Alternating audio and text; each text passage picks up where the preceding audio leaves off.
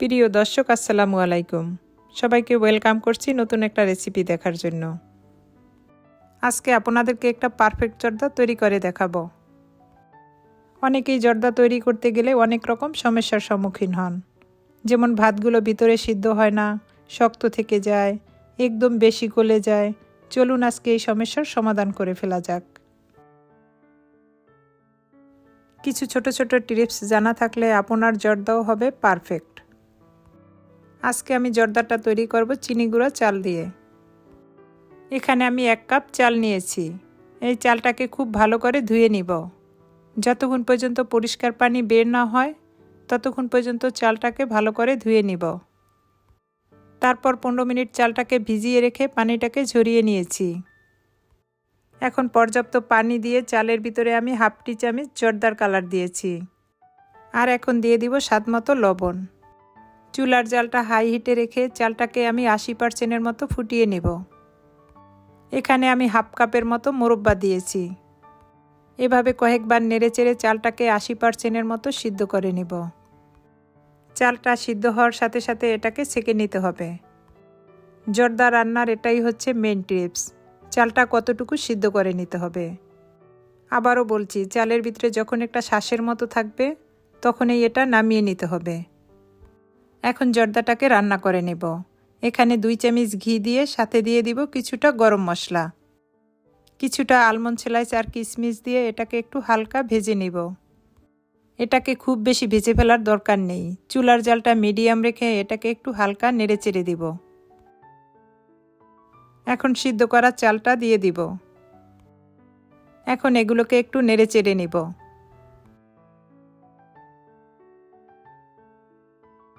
এখানে আমি 1 কাপ চিনি দিয়েছি। এখন সবগুলো একসাথে খুব ভালো করে মিক্স করে নিব। সবশেষে 1/2 কাপ পানি দিয়ে এগুলোকে ভালো করে নেড়েচেড়ে এটাকে ঢেকে রাখবো 15 মিনিটের মতো। আমি আশা করি আপনাদের কাছে আমার এই জর্দার রেসিপিটা ভালো লাগবে। যদি ভালো লেগে থাকে বেশি বেশি শেয়ার করে আমার চ্যানেলটাকে সাবস্ক্রাইব করে রাখবেন আর বেল বাটনটা অন করে রাখবেন। এরকম নিত্য নতুন রেসিপি দেওয়া মাত্র আপনার কাছে পৌঁছে যাবে। এই পর্যায়ে চুলার জালটা একদম লোতে রেখে সরা দিয়ে ঢেকে রাখব। সরাটা তুলে এভাবে 3-4 বার নেড়েচেড়ে দিব। জর্দাটা দমে রেখে রান্না করে নিতে হবে, তাহলে জর্দাটা ঝরঝরে হবে।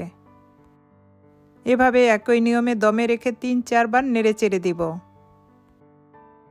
দেখুন আমার জর্দাটা কতটা ঝরঝরে হয়েছে। সবশেষে দিয়ে দিবেন গোলাপ জল বা কেওড়া জল।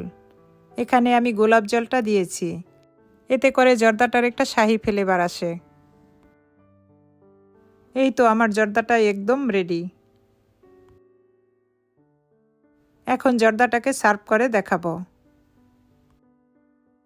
জর্দাটা ডেকোরেশনের জন্য এখানে আমি একটু ইনস্ট্যান্ট মাওয়া তৈরি করে নেব।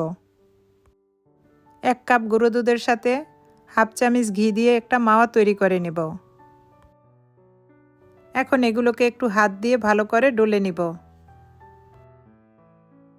আপনারা দেখেই বুঝতে পারছেন জর্দাটা কতটা ঝরঝরে হয়েছে।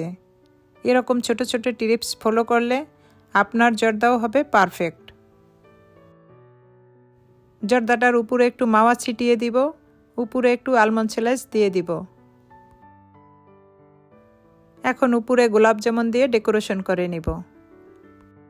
এই গোলাপ জামুনের রেসিপিটি আমার চ্যানেলে দেওয়া আছে। এই গোলাপ জামুনগুলো দিলে দেখতে যেমন সুন্দর লাগে, খেতেও লাগে অসাধারণ। আশা করছি আমার এই পারফেক্ট জর্দার রেসিপিটি আপনাদের ভালো লেগেছে। পরিমাণগুলো ঠিক রেখে এবং টাইমটা ঠিকমতো করে যদি রান্না করেন একদম পারফেক্ট একটা জর্দা আপনি ঘরে তৈরি করে নিতে পারবেন এবং বাবুর্চিদের হাতের থেকেও বেশি স্বাদের।